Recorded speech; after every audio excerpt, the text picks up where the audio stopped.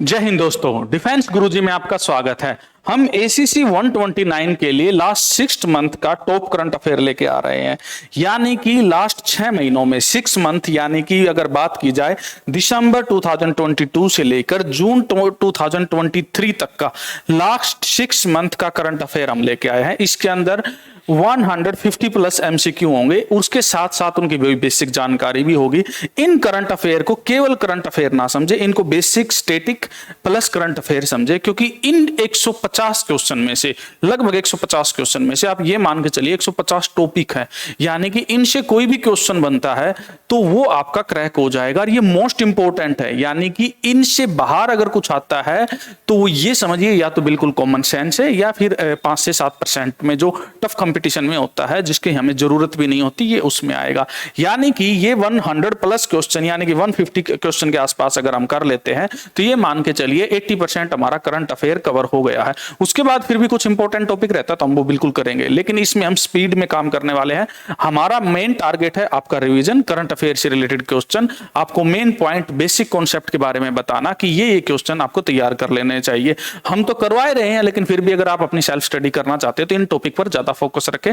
इसमें मैं आपको आंसर के साथ साथ आपको इनका बेसिक आइडिया भी बताने की कोशिश करेंगे। और हम स्पीड में इसलिए चल रहे हैं क्योंकि हमारे पास समय कम है और सपने हमारे बड़े हैं और दूरी ज्यादा है, यानी कि इस खाई को मेटने के लिए हमें थोड़ी सी तो स्पीड बढ़ानी होगी, इसलिए। और अभी मैंने आज लाइट को कम कर दिया है ताकि आपको सिर्फ स्क्रीन दिखाई दे। आपका फोकस आपका सिलेबस है, आपका होमवर्क है, न कि और कोई भी चीज, इसलिए हम सिर्फ टॉपिक ओरिएंटेड रहेंगे।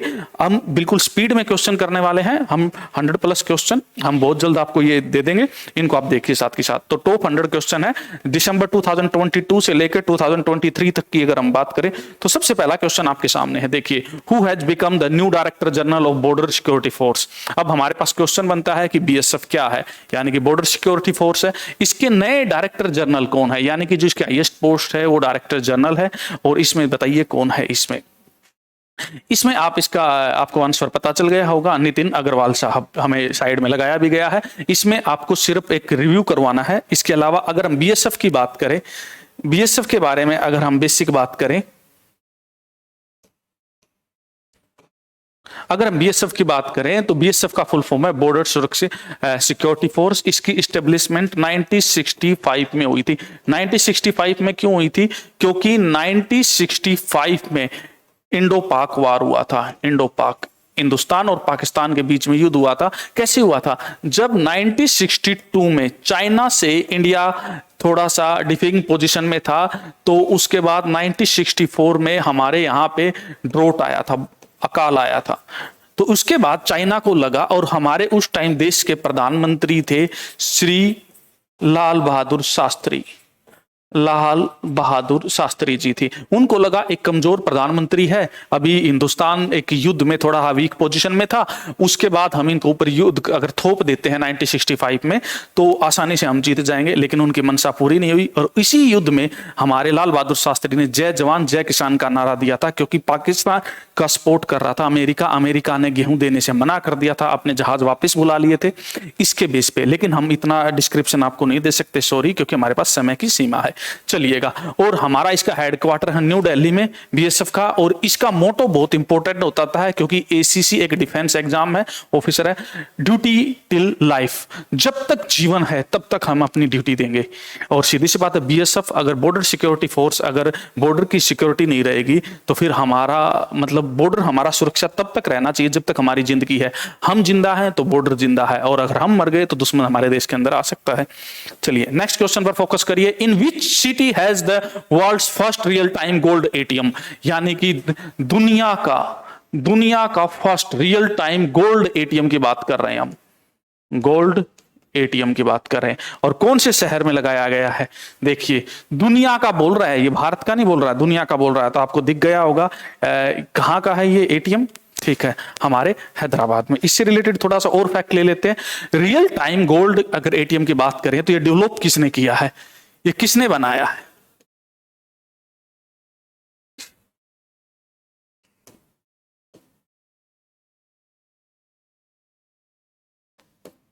ये बनाया गया है गोल्ड शिखा कंपनी। कौन सी कंपनी है? गोल्ड शिखा। अपने नोट्स में साथ के साथ अपडेट करते रहें।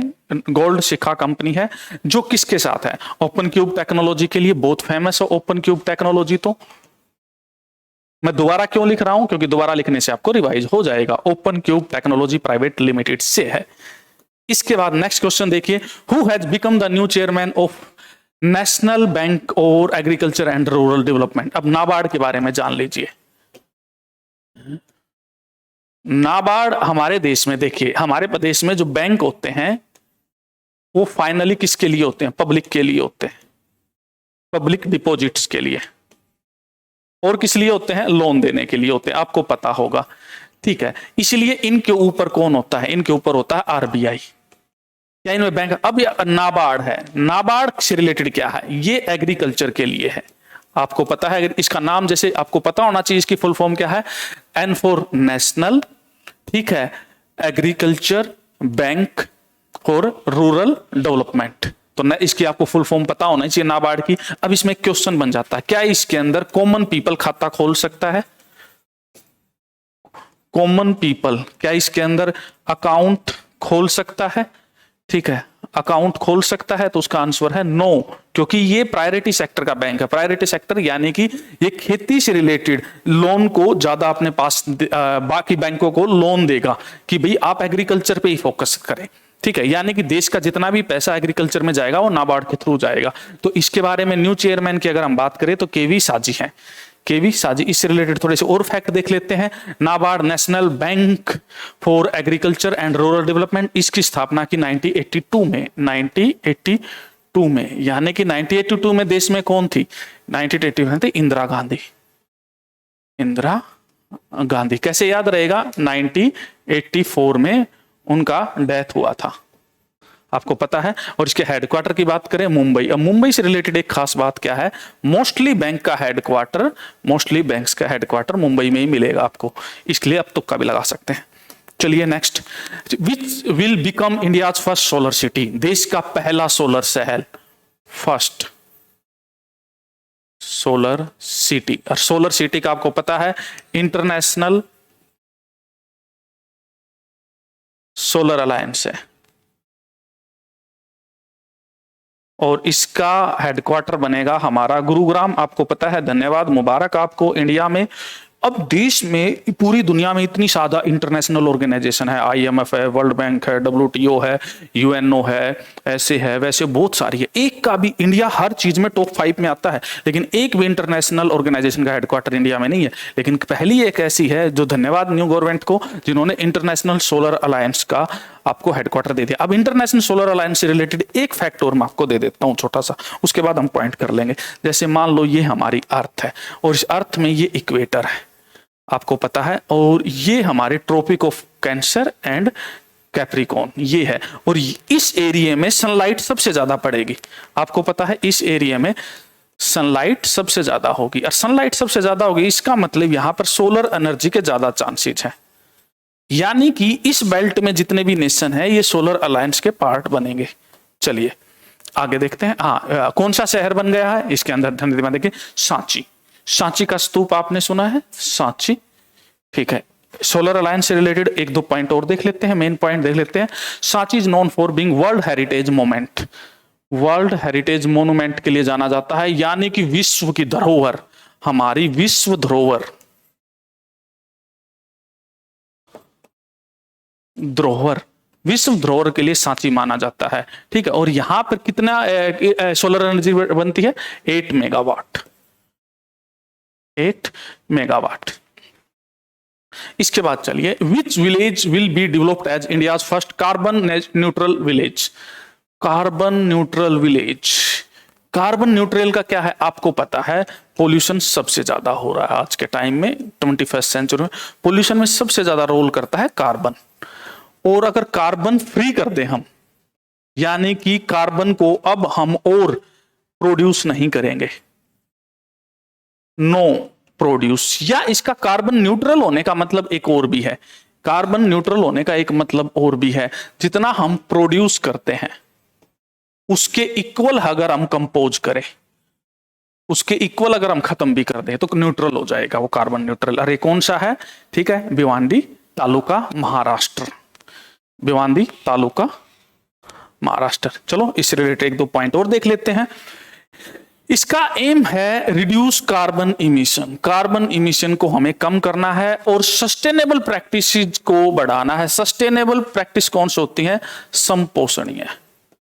समपोषणीय समपोषणीय क्या होती है? सस्टेनेबल का मतलब है डेवलपमेंट के साथ इन्वायरमेंट को भी बचा के रखना, कंजर्वेशन। भूटान एकमात्र ऐसा देश है जो ग्रीन जीडीपी कैलकुलेट करता है। अब ग्रीन जीडीपी का मतलब क्या है? ग्रीन जीडीपी का मतलब है कि जो जीडीपी हमने बनाई है उसमें से इन्वायरमेंट लॉस माइनस कर देंगे। यानी कि देश ने अगर 100 रुपए की ग्रोथ की है, मान लीजिए देश ने 100 रुपए की ग्रोथ अगर की है, उसमें से 25 रुपए का इन्वायरमेंट को लॉस हुआ है तो हम उसको माइनस करेंगे। बाकी कोई देश ऐसा नहीं करता है। चलिए next. Who has been honoured with Marconi award 2023? Marconi award किसके रिलेटेड है? अब इसमें क्वेश्चन बन सकता है मार्कोनी अवार्ड किससे संबंधित है, और ये इसको 2023 में किसको दिया गया है? ये हरि बालकृष्णन को। हरि बालकृष्णन। अब नाम से तो आपको पता चल ही गया होगा कि ये कौन है।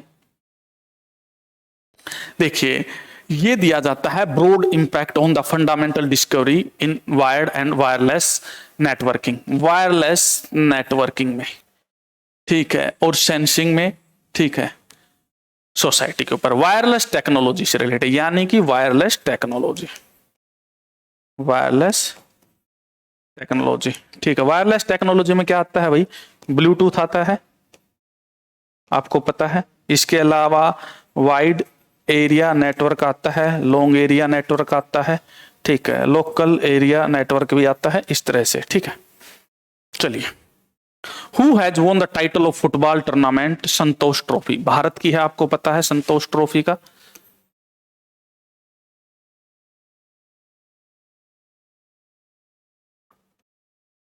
ट्रॉफी, अब संतोष ट्रॉफी से कौन है भाई? आपको पता होना चाहिए। अब एक बात है, हम क्रिकेट के पीछे पड़े रहते हैं और हमारा नेशनल गेम है, आपको पता है, हॉकी, और उसमें आपका इंटरेस्ट है ही नहीं।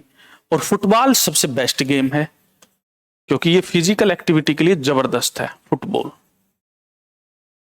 दम लगता है, क्रिकेट तो हर कोई घुमा लेता है, फुटबॉल हर किसी के बस की बात नहीं है। तो संतोष ट्रॉफी से रिलेटेड आपको फैक्ट पता होना चाहिए। चलो देख लिए, एक दो फैक्ट और देते हैं। कर्नाटका ने 54 साल के बाद यार किसको हराया है? मेघालय को। किसको? मेघालय को हरा के।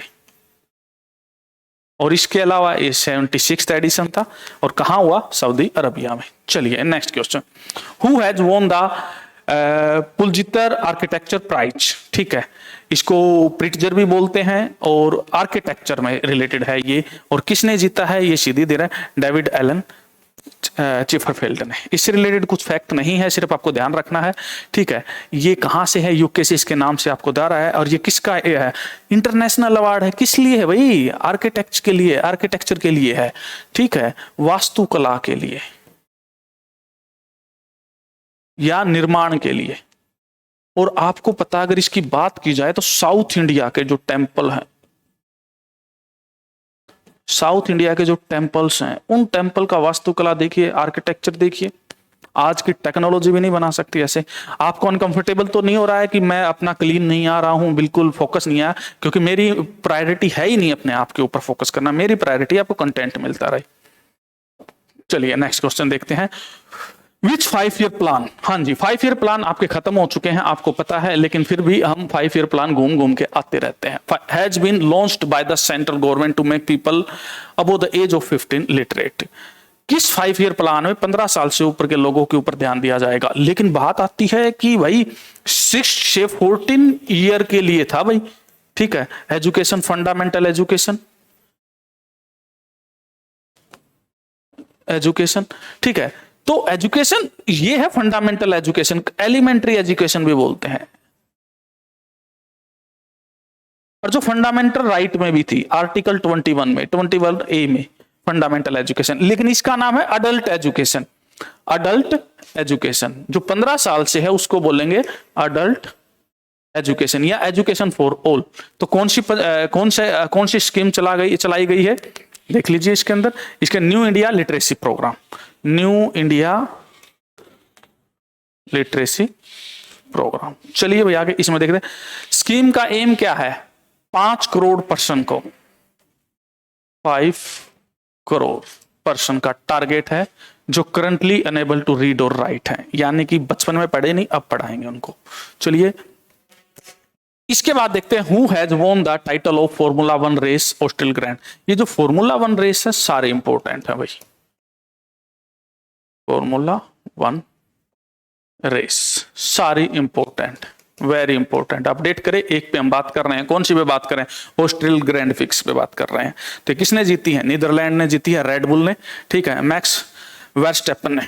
चलिए इस रिलेटेड क्वेश्चन देख लेते हैं आगे। चलिए इसमें कुछ बताने का था नहीं क्योंकि आपको पता है। विच स्टेट लॉन्च्ड शक्ति स्मार्ट कार्ड स्कीम, शक्ति स्मार्ट कार्ड महिलाओं के लिए किसने, कर्नाटक ने, शक्ति स्मार्ट कार्ड स्कीम। अब स्मार्ट कार्ड का क्या काम होगा, स्मार्ट कार्ड का काम आपको पता है, ये एक मल्टीपल यूज के लिए होगा। जैसे शक्ति स्मार्ट कार्ड प्रोवाइड करेगा वो benefit to free travel in state buses, free travel in state buses, Shakti smart card, यानी कि आपका बस पास बना रहे हैं, कहने का मतलब ये, ठीक है, बस पास एक तरह से देखा जाए तो किसके लिए है, ओनली वुमन के लिए। चलिए next, which has become the first state in India to adopt water budget to deal with the problem of water. Water budget पहली बार यूज हुआ है, वाटर बजट।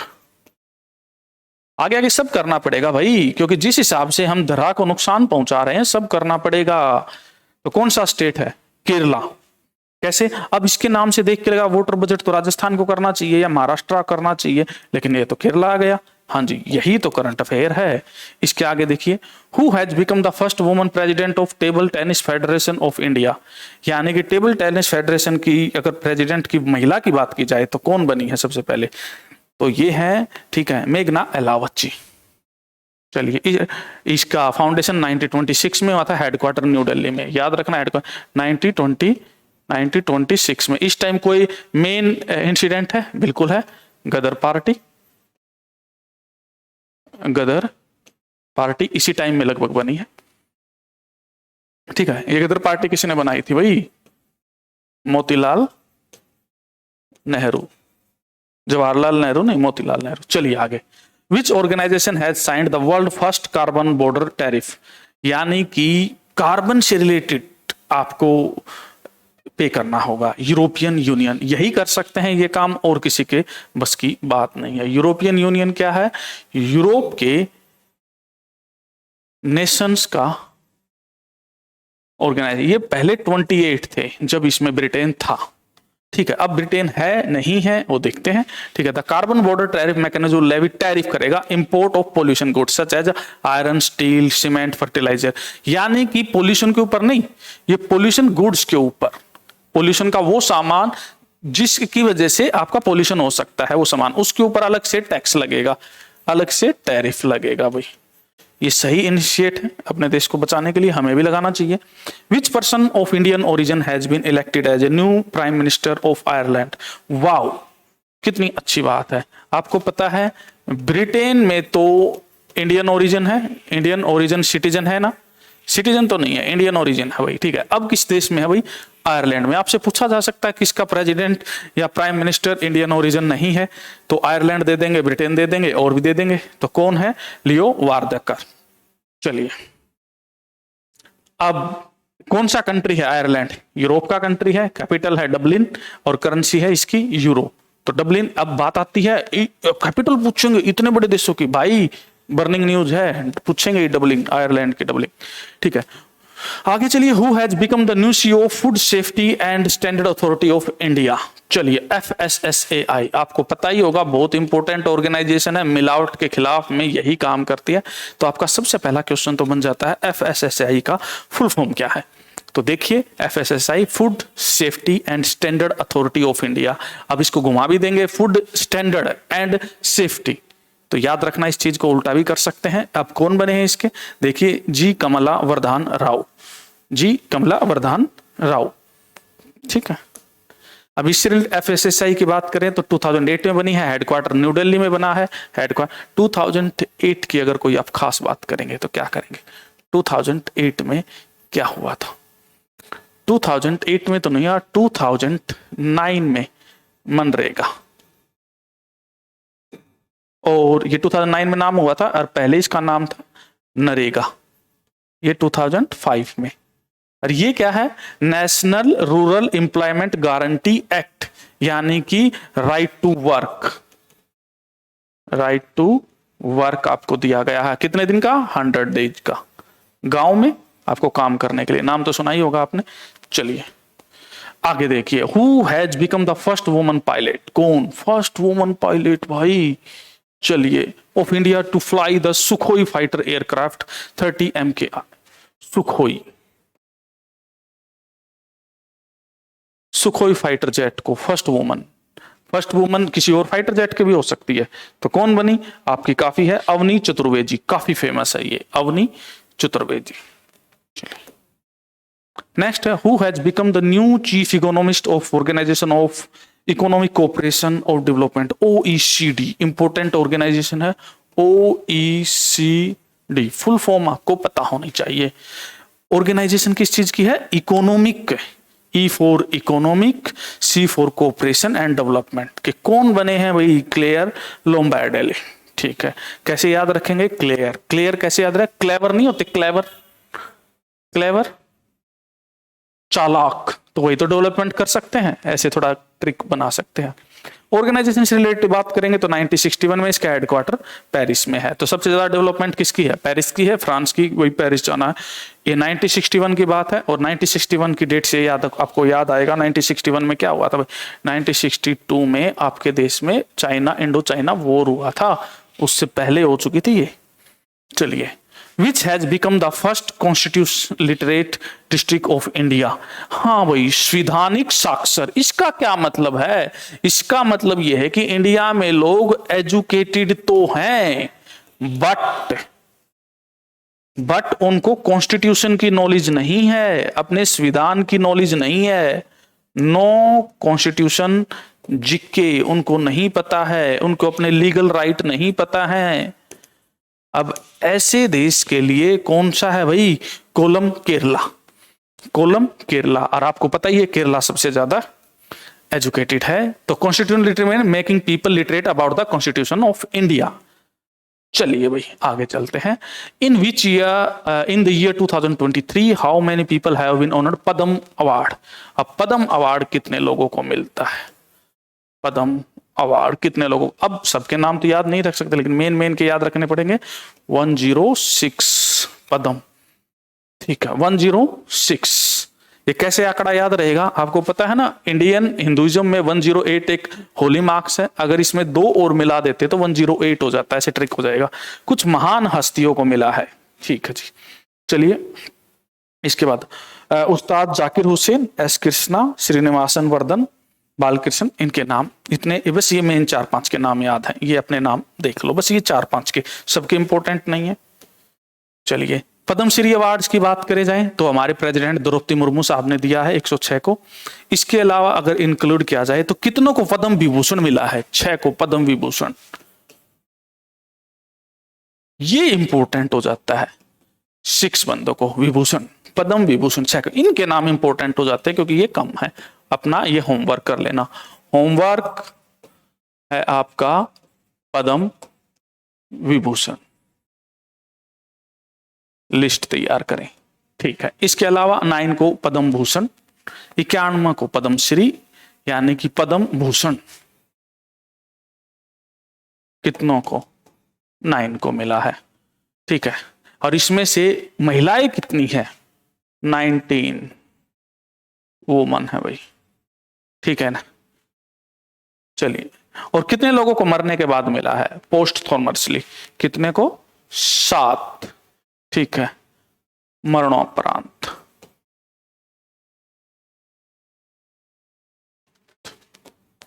चलिए भाई, in which country has the world longest calligraphic mural have been constructed? यानी कि calligraphic mural बना है भाई, वहां पे आपकी कैलीग्राफी यानी कि चित्रात्मक, ठीक है, कौन से देश में? सऊदी अरबिया में, सऊदी अरब। चलिए, who will be honoured with the first KR Gouri Amma national award? First KR Gouri Amma award किसको मिला? डॉक्टर अलीदा गुवेरा को। ठीक है, ये क्यूबा की हैं। ये कैसे याद रखेंगे, इसकी ट्रिक आप खुद बनाइए और मुझे कमेंट बॉक्स में लिख के दे दीजिए कि भाई आपको इस अवार्ड से रिलेटेड कैसे नाम याद रहेगा। ठीक है, आलिदा, फर्स्ट KR गौरी। चलिए, इंपॉर्टेंट अगर हम इसकी बात करें, ये ह्यूमन राइट्स के एक्टिविस्ट हैं जो अपने ह्यूमन राइट के लिए लड़ती है लोगों के लिए। ठीक है, which has become the worst performing state in RTI accountability under the right to information act 2000 act. ये इंफॉर्मेशन जो एक्ट बना था ये 2005 में बना है RTI। अब ये पूछ रहा है 21-22 में किसे मिला है ये RTI के लिए सूचना के अधिकार के तहत जवाबदेही में प्रदर्शन करने के लिए। ठीक है, ये है तमिलनाडु को, तमिलनाडु को ये रिपोर्ट कार्ड दिया गया। सबसे ज्यादा किसका है, ये इंपॉर्टेंट नहीं है इतना। चलिए, ये तमिलनाडु RTI के लिए अकाउंटेबिलिटी के लिए यानी कि सबसे ज्यादा राइट टू इंफॉर्मेशन को पूरी ईमानदारी के साथ जिसने काम किया है वो है तमिलनाडु। हाँ, एक इंसिडेंट बताता हूँ, हरियाणा में भी एक बार हाई कोर्ट के एग्जाम के लिए RTI लगाया गया था, तो उसमें उन्होंने जवाब तो तुरंत आए थे, रिस्पॉन्ड तो तुरंत आए थे, लेकिन जो जवाब देते हैं वो आपका अप्रोप्रिएट नहीं होता है। वो जवाब एक तरह से इनअप्रोप्रिएट होता है, उस जवाब में बातें घुमा फिरा के बताई जाती है, यानी कि आपकी सेटिस्फैक्टरी नहीं होती और आपको मल्टीपल टाइम RTI लगाना पड़ता है। जवाब तो वो दे देते हैं, रिस्पॉन्ड तो वो कर देते हैं। चलिए, where will be the India's first marina be built to promote the coastal tourism? पहला मरीना कहां बनेगा? मरीना यानी कि मैरीन लाइफ। मैरीन लाइफ क्या होती है? समुद्री लाइफ होता है। मैरीन यानी कि समुद्री, समुद्री होता है। तो कहां बनाएंगे? कर्नाटक यानी कि बिंदूर में पहला बनाएंगे। ठीक है, इसका प्रोजेक्ट का एम क्या है भाई? कौन सा टूरिज्म? कोस्टल टूरिज्म को बढ़ाना है। Coastal tourism, tourism in the coast यानी कि समुद्र के किनारों पे। और बीच का काम भी तो यही होता है, बीच का काम भी होता है, नहीं बीच का थोड़ा सा अलग होता है। अब आज का लास्ट क्वेश्चन है आपके रिविजन्स में, who has become the CEO of NITI Aayog? अब ये नीति आयोग क्या है मैं आपको एक बार बता देता हूं। आपने देखिए 1951 के आसपास आपके देश में प्लानिंग कमीशन बनता है। प्लानिंग कमीशन का नाम है योजना आयोग। योजना आयोग ये काम क्या करता है भाई? ये काम करता 5 ईयर प्लान्स बनाता है देश में। और कितने 5 ईयर प्लान बने हैं? फर्स्ट से लेके 12 5 ईयर प्लान, 12 5 ईयर प्लान बने हैं। अब 2015 में इसको चेंज कर दिया जाता है, इसके जगह बना दिया जाता है नीति आयोग। अब नीति आयोग की फुल फॉर्म है national institute for transforming India. अब ये क्यों बनाया गया? इसलिए बनाया गया क्योंकि मान लीजिए मेरे पास एक HR है और एक मेरे पास है बिहार, और योजना आयोग ने यानी कि प्लानिंग कमीशन ने क्या किया? कमीशन ने क्या किया कि इनको यहाँ पे आपको एक काम करना है, आपको यहाँ पर टॉयलेट बनवाना है और यहां भी टॉयलेट बनवाना है, और तीसरा स्टेट ले लेते हैं चंडीगढ़, यहां भी टॉयलेट बनवाना है।